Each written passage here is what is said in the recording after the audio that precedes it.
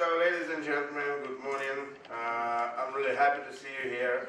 And, well, especially it's been exactly 30 years ago as I personally first was introduced to TRIZ. But you will hear me later in the second half of the day.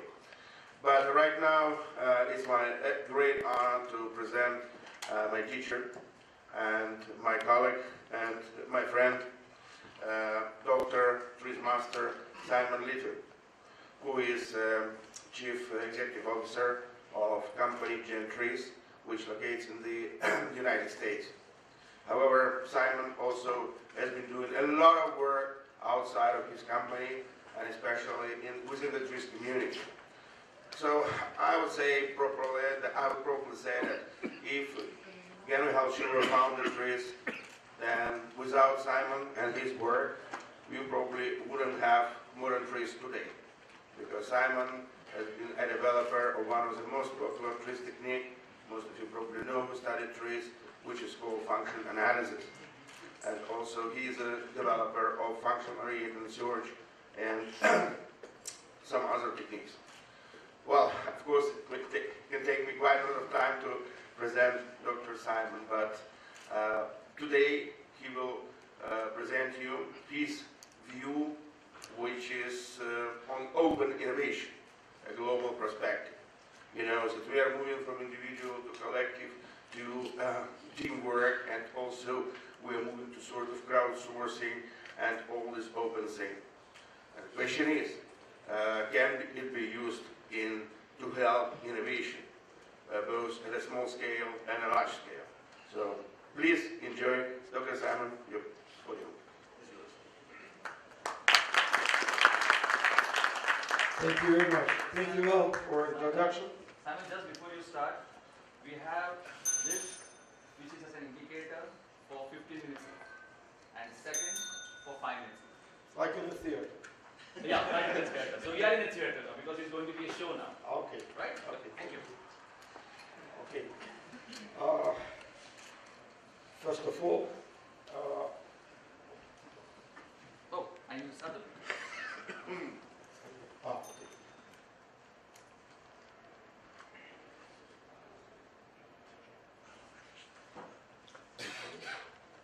Good. Thank you.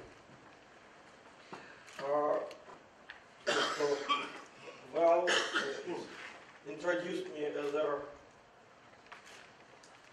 one of the developers of TRIZ, and I'm really a direct student of Mr. Halschuler.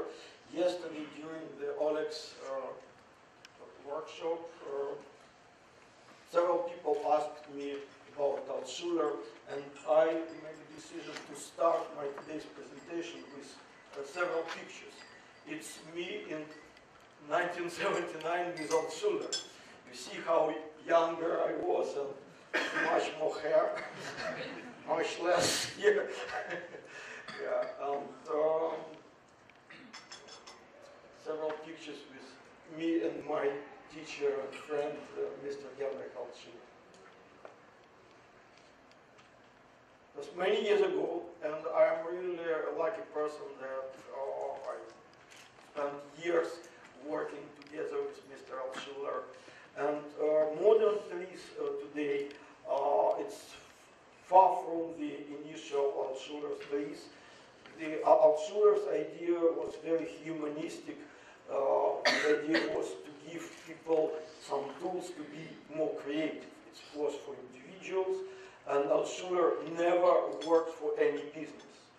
That's why when we brought TRIZ to the Western and Eastern world, to the United States, to Europe, to Japan, to South Korea, other countries, we figured out that TRIZ itself, it's not a good product. You cannot sell TRIZ. Like you cannot sell physics or chemistry or some basic science. And what we did later, we developed multiple tools that make some TRIZ-based products. And today, TRIZ consulting, TRIZ training, TRIZ software, and so on and so forth. Even TRIZ-based startups. Later, we'll talk a little bit about that. Today, it's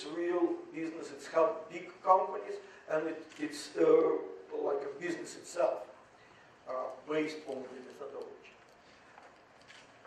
Okay, what is my today's presentation? It's about how TRIZ helps to make the concept of open innovation real and effective. I don't know, maybe you know the history of open innovation. First time Professor Henry Chesbrough, American professor, introduced the idea of open innovation about 30 years ago. And the idea of open innovation was very simple, that if you have a problem, somewhere in the world there is a solution for your problem. Great idea, but unfortunately Professor Chesbrough didn't tell us how to find the solution. And then we spent a lot of time and efforts, and we developed special tools. We call it systematic open innovation, and that's what I will talk about. But I will start with, just to illustrate the idea of open innovation, with some joke, anecdote. Many years ago, some company that produced airplanes, they had a problem that in some very tough conditions in the air, the airplane's its wings started to detach. And it was a very serious problem of safety. They tried to make it stronger and stronger, but unfortunately the wings sometimes started to detach. And they invited some expert in open innovation and asked him, what should we do in order to make these wings stronger? And he said, oh, it's easy. You should find the leading area and bring a solution from there. How come? What should be a solution? Very simple. Make a lot of holes in the cross-section of the wing, and it will be great. It will deteriorate the structural integrity if you make a lot of holes. Make a lot of holes. No, I know what I'm talking about. Why? Did you try to detach the toilet paper through the holes? Never works. It's a great solution. Just transfer the solution to the wings.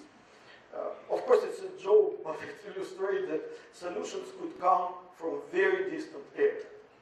Okay, I will talk about what innovation and what is used for, traditional open innovation, and then go to the systematic open innovation that is based on function-oriented research that is developed within modern TRIZ. A few words about innovation in general. You know that innovation today is a buzzword. People are talking about innovation, blah, blah, blah. But if you ask hundreds of thousands of people on the market what innovation is, you have hundreds of thousands of different answers. We in modern TRIZ, we have our own definition of innovation based on so-called main parameters of value. Another tool of modern TRIZ that we are proud that we developed this tool. And there are two definitions here on this slide. Main parameter of value, it's a feature of the product that people on the market will pay for. Very simple definition. It's very important that it's not based on some technical definitions. It's kind of a market-based definition. Knowing this definition of main parameter of value, we have a clear understanding of what innovation is. Innovation, it's a commercially available, significant improvement along at least one main parameter of value. All words in this definition are important. If you address not MPV, some other parameter, it could be invention, it could be a patent, but it's not an innovation. People will not buy it. If it's not a significant incremental improvement, again, you can get a patent, it could be invention, but not innovation. People will not pay extra money for incremental changes. And it's not commercially available, it's just idea, it's also not an innovation. By the way, do you know the statistics? Out of world patent collection, millions of patents, how many of them were ever reduced to practice? Your guess? 5%. What percentage? 5%. 5%? 10%. 10%? 1, 2%. Actually, it's less than 4%. What does it mean? That more than 96% of patents and people, their time, their life, of course, a lot of money trying to develop these solutions, but it's not an innovation. Yeah, it is invention. It's a huge, huge difference between the invention and innovation. We will be talking about innovation today and specifically about the idea of open innovation. There was a history of open innovation. It started from so-called open communication, when people started not just develop solutions within specific groups of the company, but started to communicate within the company. Then it's open collaboration, when the company started to work closely to universities and some other institutions. Then so-called early open innovation, when the existing technologies or solutions were randomly identified on the market, but it wasn't systematic. The first systematic approach to open innovation today is called crowdsourcing. And there are companies like 9 Sigma, Yet to Come, Innocentive. What is the idea of crowdsourcing? You have a problem. You are working for some company and you have engineering problem. You place this problem, you send it to this company, crowdsourcing company, and it places it on some portal on internet, and asking the world, hey world, help us to solve this problem. Maybe somewhere somebody knows the answer to this question. That's crowdsourcing.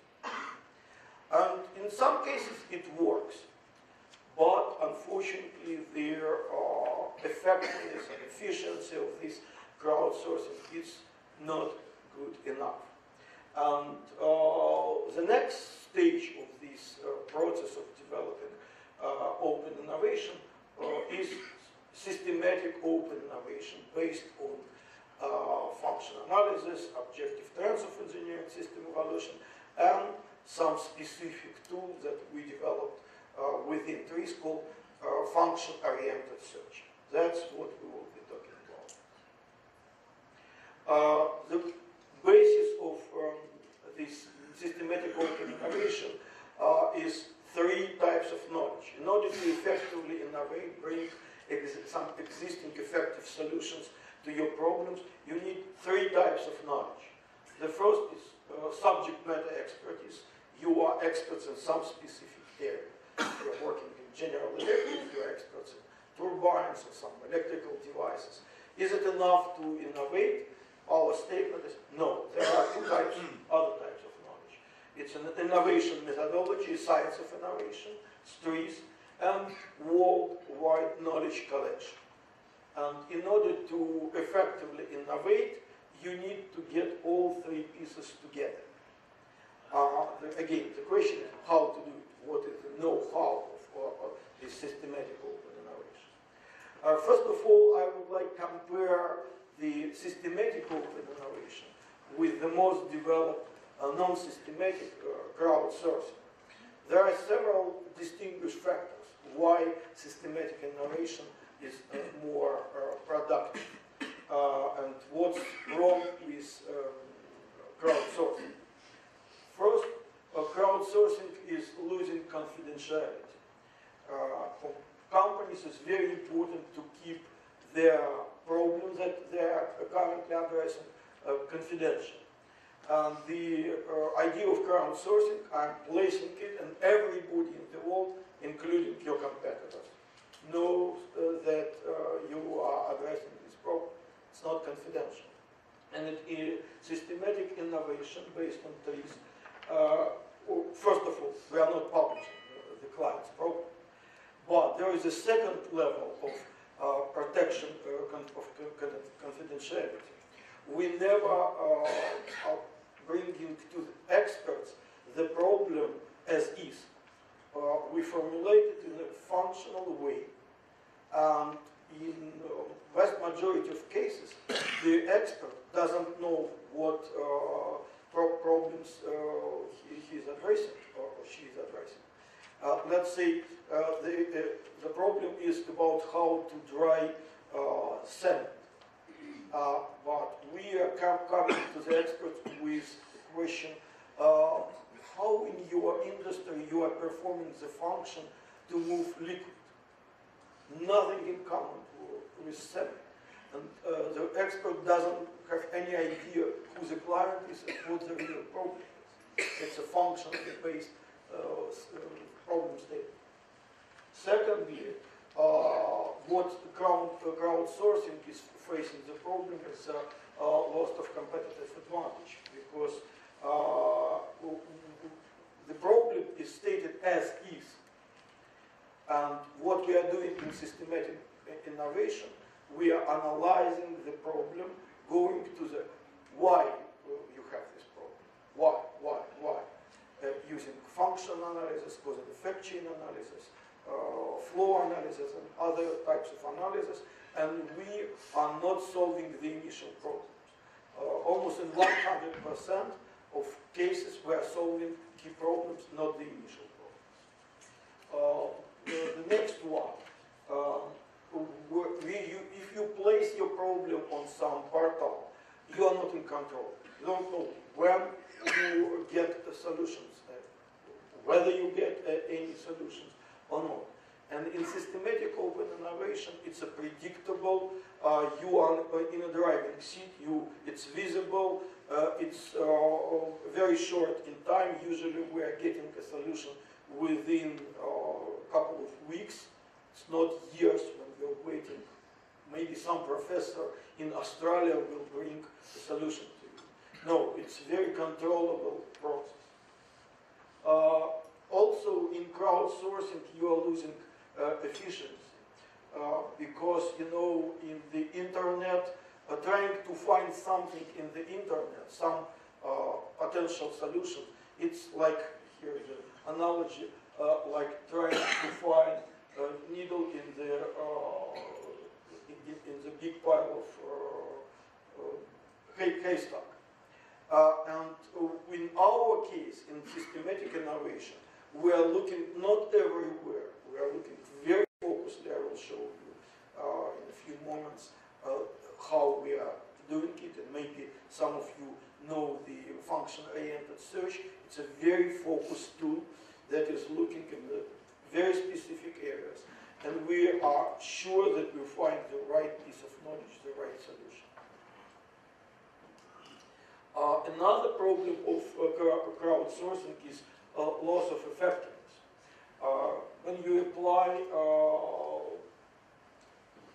this crowdsourcing, you examining originally stated problem, and systematic innovation never do it. As I said, we are much more effective because we have much higher probability of finding breakthrough solutions.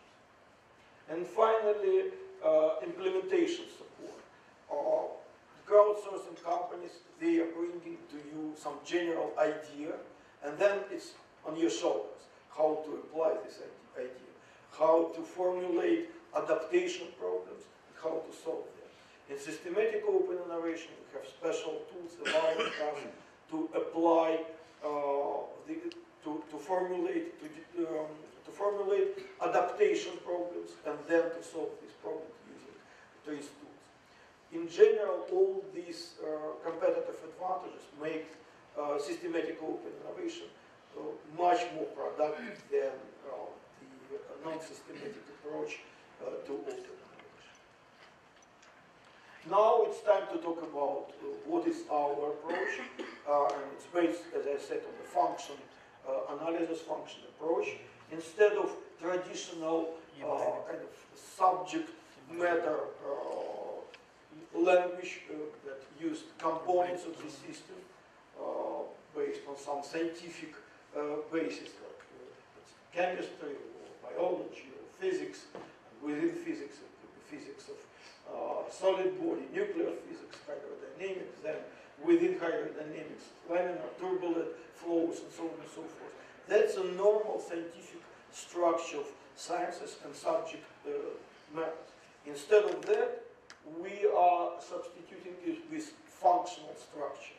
For us, for TRIZ, and correspondingly for systematic open innovation, we are thinking about functions. And functions are more important for the market because people are not buying products, they are buying functions. Are you buying a car? No, you are buying a function to move you from one place to another. Are you buying a computer? No, you're buying a function, some information function. And you're buying eyeglasses, you're buying a function to concentrate some light into your eye, and so on and so forth. And the current products are only some specific ways to perform the function. But there are some other ways.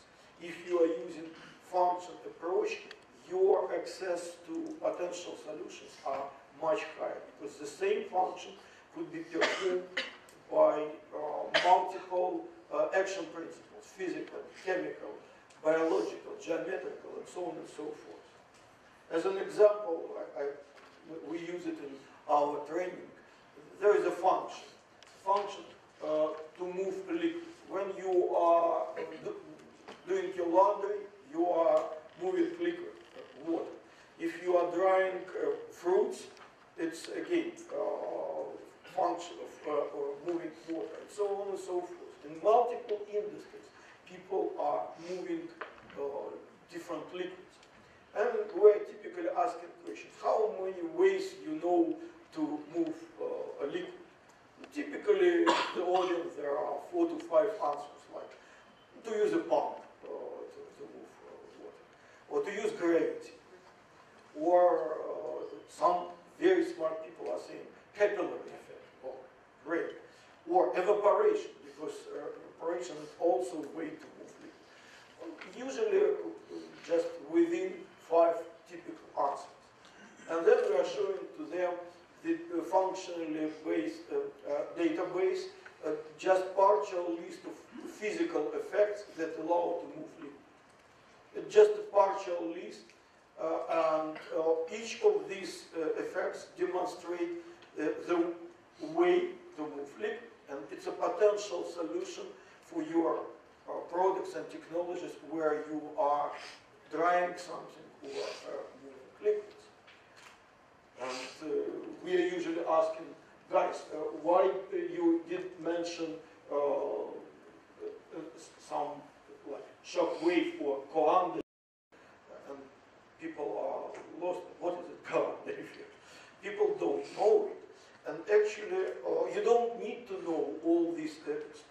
There are hundreds of physical effects, thousands of chemical effects, millions of biological effects. And you don't need to know everything. You need to know the function, to formulate the function, and have functionally organized databases. That's the way to find a solution in a very distant area of science and engineering and distant industries. That's the basis of function-oriented search. And in a few words, a function-oriented search is a tool within modern TRIZ that helps to identify existing solutions. It could be a component, a material, a technology, and bring this solution to address your problem. And actually, this approach, function-oriented search, it resolves the very old contradictions that is very typical for innovation. Contradiction like this. The solution should be disruptive in order to assure significant improvement. Remember, innovation is a significant improvement along at least one parameter of value. But if you are bringing some significant change, in many cases it's a new action principle, it's very difficult to implement because you're not comfortable with this new solution, new area. You don't have expertise in this area. It's a huge kind of reluctant People don't like something disruptive and very new. And in majority of cases, if you're bringing some new action principle, you spend your life trying to convince people that solution will work. In many cases, it doesn't work. And the beauty of function-oriented search is that you are bringing existing solution. You don't need to convince people that it will work. It already works. You can see it, you can touch it, you can try it. It's a very good approach in terms of implementation. The basis of this approach, as I said, multiple different industries, they are facing the same functional problems. And there are areas, we call them leading areas or leading industries, where the function is more important than in your area, or function is performing more severe conditions. What does it mean for us? It means that if it's more important, people already spend money, efforts, time developing solutions there. There is a high probability that there are existing solutions, not everywhere in the world. Remember, crowdsourcing. Hey, world, help us. No, we're looking only for these leading areas, and we're going directly to the expertise in these leading areas, not everywhere. And it doesn't matter what geography is. It's about industries, it's about different branches of science and engineering. Okay, here is a simplified algorithm for functions. There is a step-by-step algorithm with 12 steps, but here is a simplified algorithm. What we are doing in function-oriented search. First of all, you should formulate the function. And it's not the initial function that you have. As I told you, we making function analysis, because in effect chain analysis, we are asking why you have the problem. And the key problem is formulated in a way of function. You can formulate the problem in a way of contradiction, let's say, and some other innovation models. But for function-oriented search, we're using functional modeling. Formulate the function, then we generalize this function by object of function and action of function. And based on this, why we are generalizing the function? To make our area for search broad. Not only this industry, but any industry. I will show you a couple of case studies immediately. Then we are looking for leading areas where this function is more important than in your area. Then we are looking for solutions remember, expertise, global knowledge. We are going to the specific leading area, leading industry, and looking for solutions there. And then identify and solve adaptation problems. How to adapt these found solutions, candidates for solutions, to your specific conditions. That's the algorithm and approach. And we also, in order to develop these solutions, we use our proprietary network of more than 8,000 managers, engineers, scientists, covering all industries and all areas of science and engineering. If you don't have this network, you can just go to Google and look for solutions in leading areas. But we, being professional innovators, we have our proprietary network, and it helped us to be more effective and productive. We are not losing time. In one day, we can get a couple of days, we can get to the best expert in any industry, in any area of science and engineering. The structure of this global knowledge network is like this.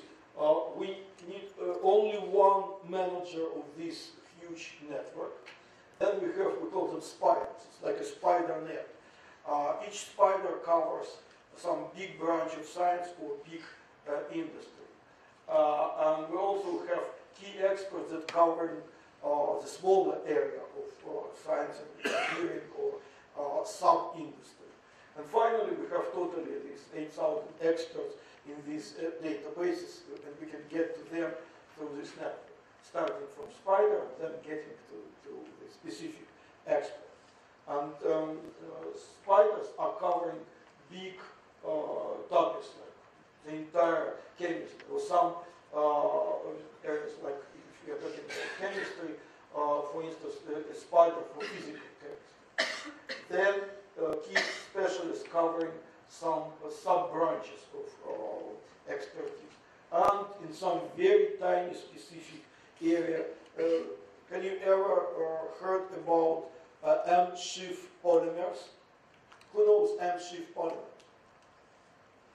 No, I can expect, because it's a very tiny specific area of chemistry. We have two best experts in the world in M-Schiff polymers. We need it, we go and we get information about these M-Schiff polymers. Actually, it's a polymers that are electrically conductive polymers having some very specific structure. Okay, let's look how it works in practice. I will show you one technical example. I believe it's well known in TRIZ circles. We developed this solution many years ago. We worked for Intel. Intel is producing microchips. And what was the problem? By that time, first of all, you know that microchips are produced not one by one, but it's produced a disk is called wafer out of semiconductor materials. And then this wafer, it's a future multi-thousand microchips base. It's covered with so-called photoresist, photosensitive polymer.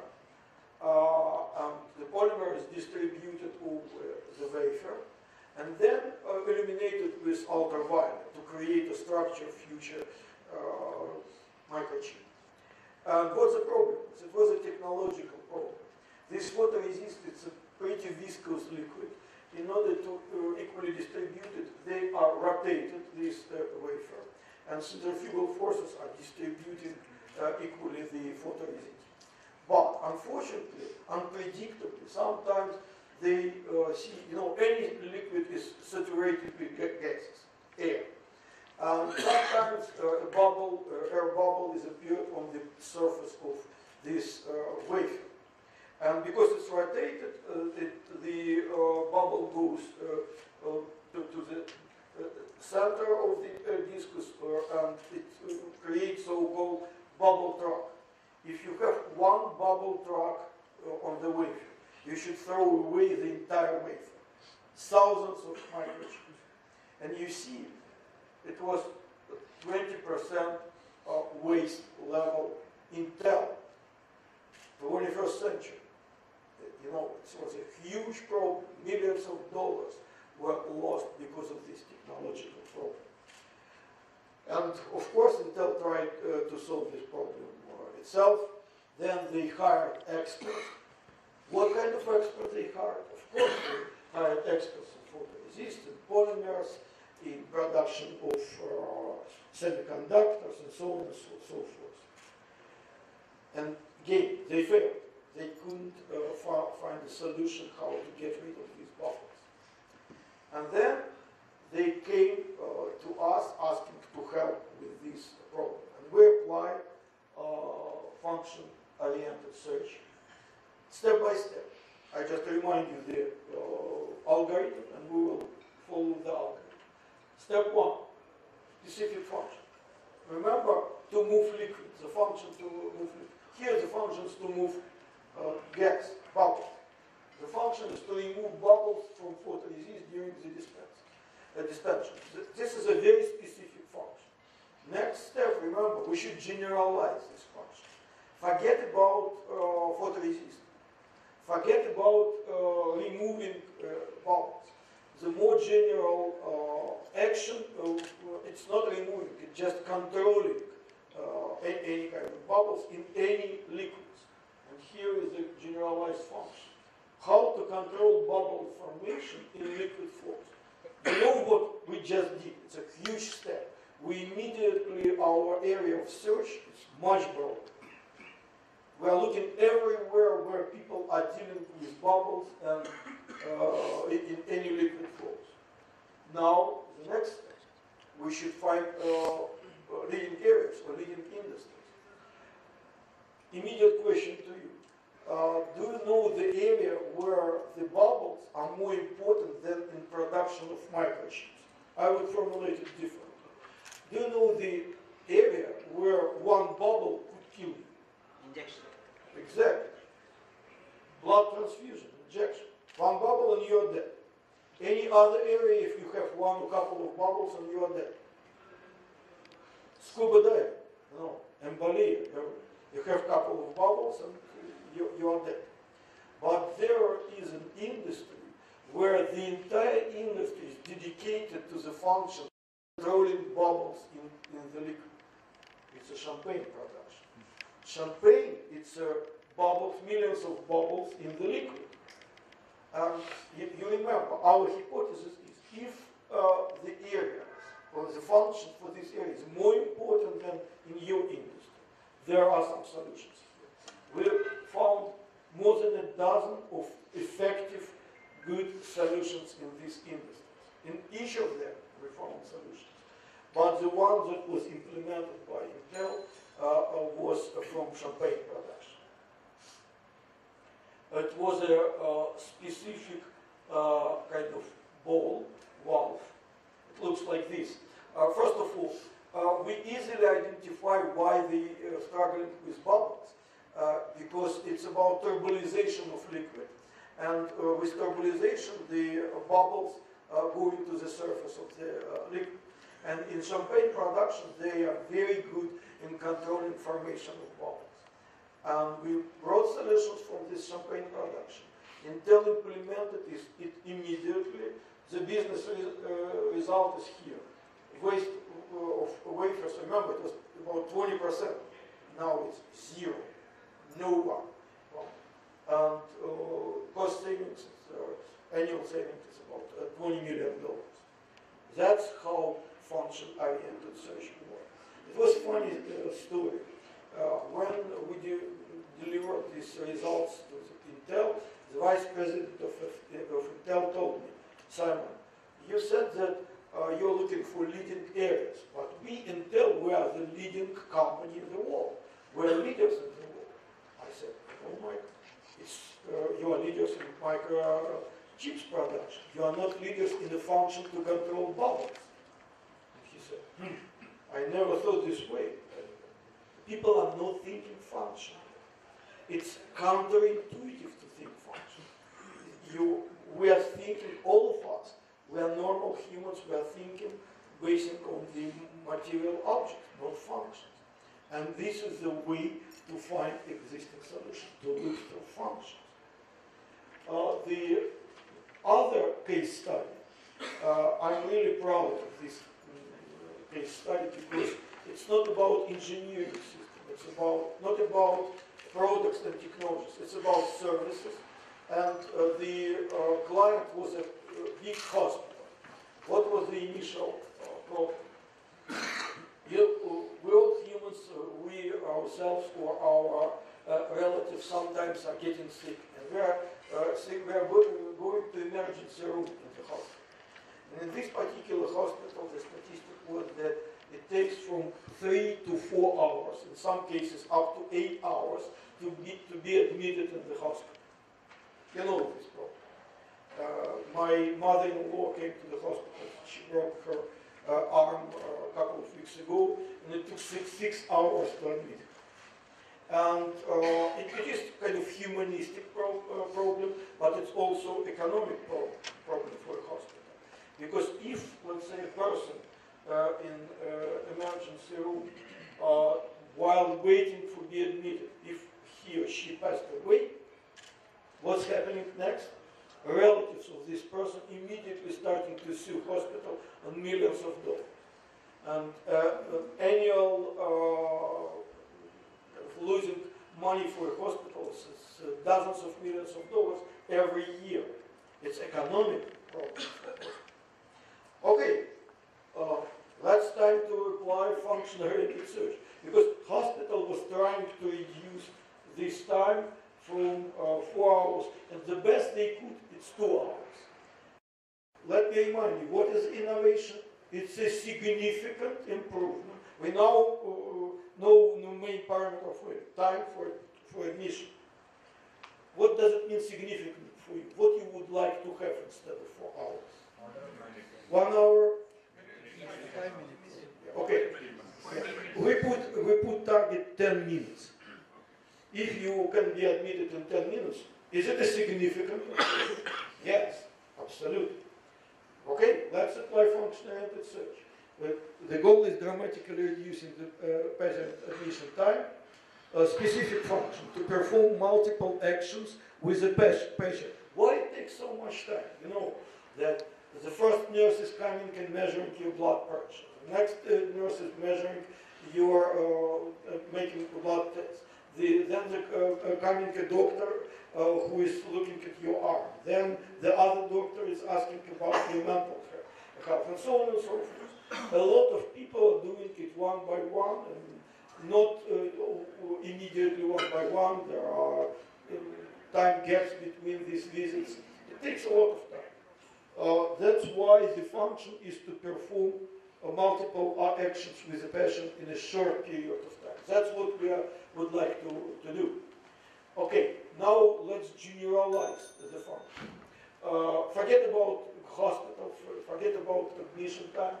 Generalize function. How to perform multiple operations on any object in a very short period of time. I will not torture you asking, you know the area, the leading area here. It's a Formula 1, where in the pit stop, the people are changing the wheels just in several seconds. In the past, it took minutes, and now it took seconds. How they are doing it? Multiple people, each doing one operation, but in a very professional way. And then we propose to apply it to the emergency room. The results were unbelievable. Instead of 3 to 4 hours, 8 to 10 minutes. No SUS anymore, no losing money. Everybody is happy. There is a huge line to this hospital because it's unbelievable results. My point is that it's applicable not only to technical engineering problems, for services, for any kind of processes, services, products, and so on and so forth. Okay, a few words about the other tool of open innovation, so-called reverse function-oriented search. The idea of function-oriented search, the direct function-oriented search, you have a problem and somewhere in the world there is a solution for your problem. But it works in opposite direction as well. If you, your company, have some claim to fame, some great material, great technology, or some patent that you are proud of, maybe it's a solution for somebody else's problem in the world. We can, using this approach, we can help you to monetize your existing intellectual properties. That's the idea of reverse function-oriented search. I have limited time. I would like to leave some time for your questions and answers. That's why I will not guide you through the steps of this algorithm for reverse function-oriented search. But the idea is that you are identifying what are the functions and features of your existing products or material or patent, if we're talking about intellectual assets. And then, through function analysis, trying to find area where this problem with a high probability exists. Just to give you a couple of case studies. We work with some scientific group that developed a new technology for identification of the defects in cable insulation.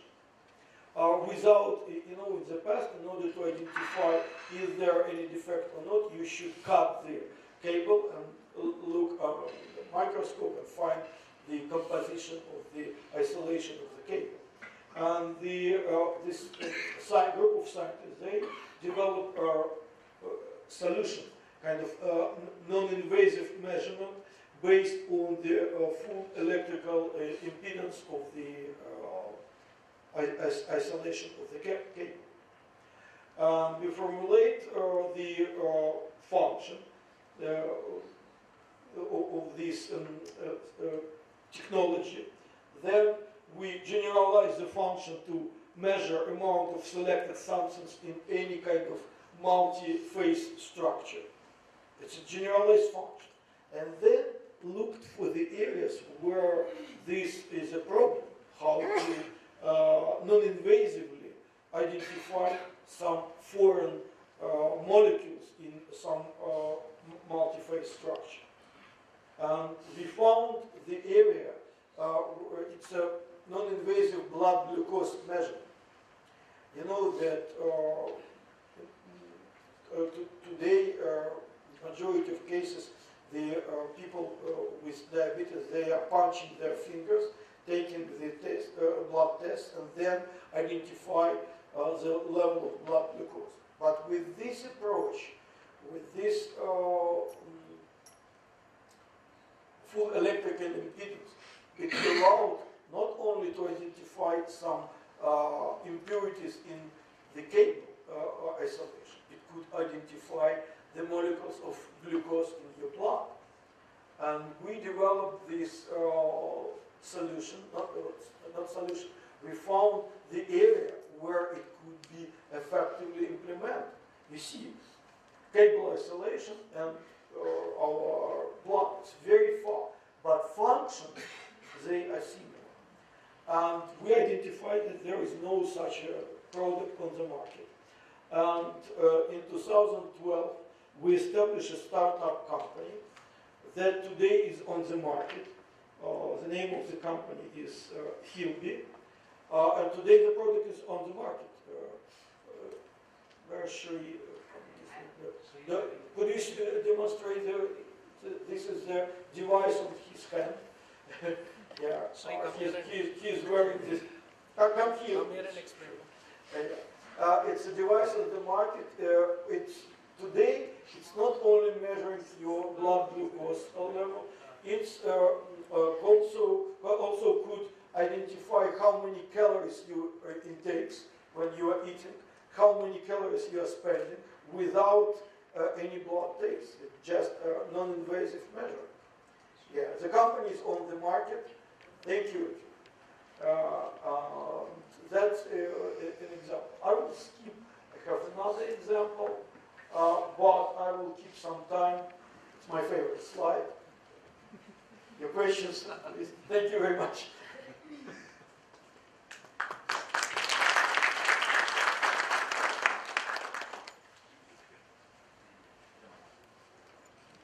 Any questions?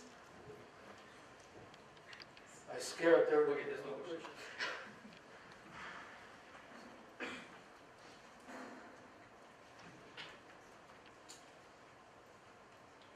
Thank you, Dr. Simon, for a very insightful talk. It's really privileged to hear from you, directly being working with, the founder of TRIZ. So my question is, I understand you have developed years on researching function-oriented research. So to gain an expertise in this, what do you think would be, some key factors to keep in mind to develop that expertise to have the function-oriented research capability? Okay. Actually, it's a very easy to answer question and a very difficult to answer question. Because in order to get professional expertise in applying function-oriented search, from one standpoint, it's easy because it's an algorithm. I would say just follow the algorithm. Formulate the function, generalize the function, you saw the algorithm. It's easy, but at the same time as any other science, TRIZ is a science of innovation. Function-oriented search is one of the tools of this science. And it takes time. I will give you an example. Typical typical training in TRIZ, it's 3, 4, or 5 days basic training. And you get some knowledge in function-oriented search, algorithms. Can you immediately become a professional of applying these tools? My knowledge is, in order to be a medical doctor, a surgeon, let's say you have a problems with your heart and you need a heart surgery. Would you go to the medical doctor who went through 5 days of training in medical science? I would never do it. Of course, you need to have some basic knowledge. Then you need to develop some skills. And then you should have some experience. The same is in TRIZ. You have some basic knowledge. Then you get some skills by doing some pilot project. And you are doing it every day. And you are becoming a professional. It's no other way to become effective and productive innovation. Have some knowledge, develop some skills, and then your everyday experience will help you to be extremely effective. Did I answer your question? Yeah, thanks. My name is Litvin from Samsung. How much is this TRIZ or the FOS tool, the Organized Functional Information, available for software development? Oh, good question. Actually, in our company, we develop kind of beta prototype of the software based on this method. The most difficult thing here, our knowledge, our language is a natural language. And first challenge is to translate natural language into some kind of functional blocks. And there are softwares in the world, Invention Machine Corporation software, and others that based on the definition of function. Function is some action that one material object performs over the other material object. It could be a basis of the software, and there are softwares on the market based on that. The second challenge is to translate leading areas into this functional language, because you can find theoretically, as I said, you can find the solution without global knowledge network, just to go to Google and look for solutions. But what's vitally important is to identify these leading areas. And here there are softwares that allow you to find these leading areas. Actually, there are very limited amount of generalized functions. The total amount of functions could be millions of different functions.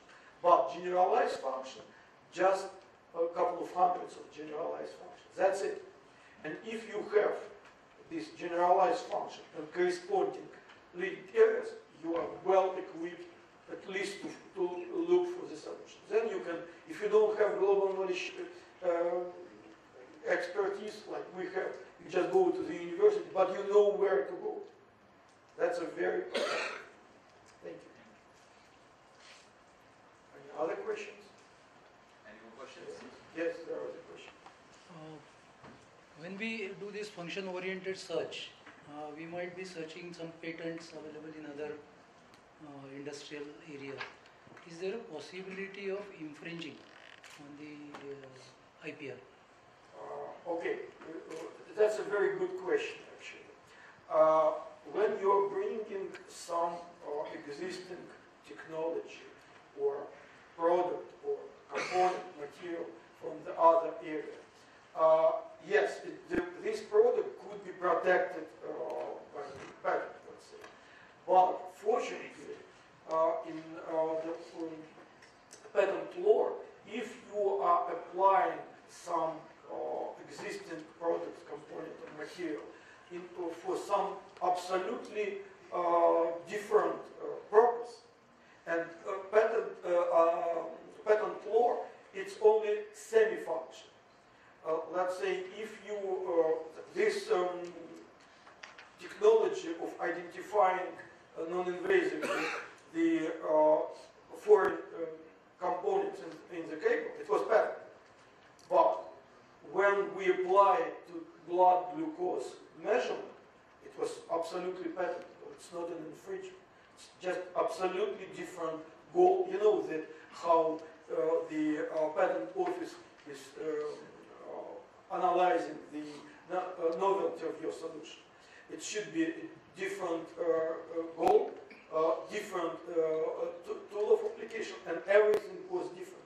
Only the general approach was, I would say, the physics is the same, and everything else is different. Absolutely patentable and not infringed. But it's a very good question, because usually people are asked, you already have an existing something, and if it's protected, should I buy a license? No. It's usually a new area of application creates new intellectual property. Can we have the last question, please? Hi, my name is Mandeep and I'm representing Kotak Life Insurance. I have a very simple question, unlike some of the more technical questions. It's like, for us as an industry, how can this TRIZ be sold to our shareholders or our decision makers that this is the path to take for innovation? Because there are so many other paths which are also available. So if you could tell us something about how in other countries or in some other service-oriented industries this application has been very successfully applied, that will help us relate more to what you are saying. Well, currently it seems more like it's focusing on the manufacturing industry and solving innovative problems there. So, if you could help. Actually, my answer will be twofold. First of all, there are people in this audience who represents big companies in different countries. Let's say General Electric. It applies TRIZ methodology together with Six Sigma and design for Six Sigma, I would say, in many countries, in the United States, in Germany, in China, in India. It's not like a geographical thing. It's over all the countries, and everywhere in the globe.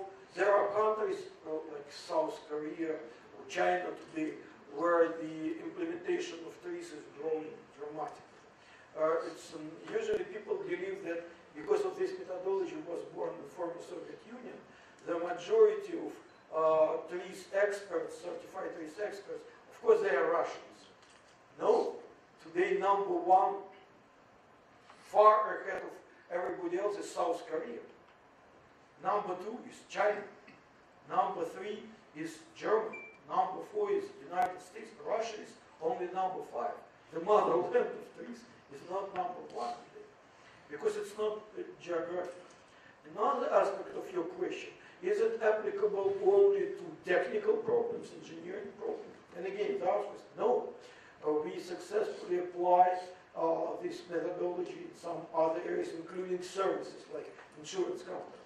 We have some insurance companies among our clients. I just mentioned the case study from hospital, which is also very close to insurance, because I don't know how it's in India, but the United States, who are owning hospitals, in many cases insurance companies are owning hospitals. And we just completed at the end of October a project, TRIZ project, innovation project for bank number 3 in Russia, Alpha Bank. And we developed for them a new system for credit. Nothing in common with engineering systems, but the same tools and great results for banks, not only. Okay. Simon, just to intervene, I'm sorry for that. We have a presentation for TRIZ application in business and services.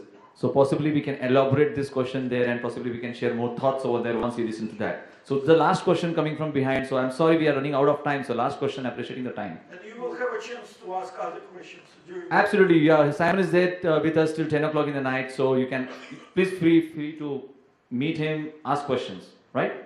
Okay. The last question. Yeah. Hi. My name is Litvin from John Deere Technology Center. My question is how we can bring this TRIZ on day-to-day working. More like you're in day-to-day working or the daily problems you will face. So is there any way to do it as a culture?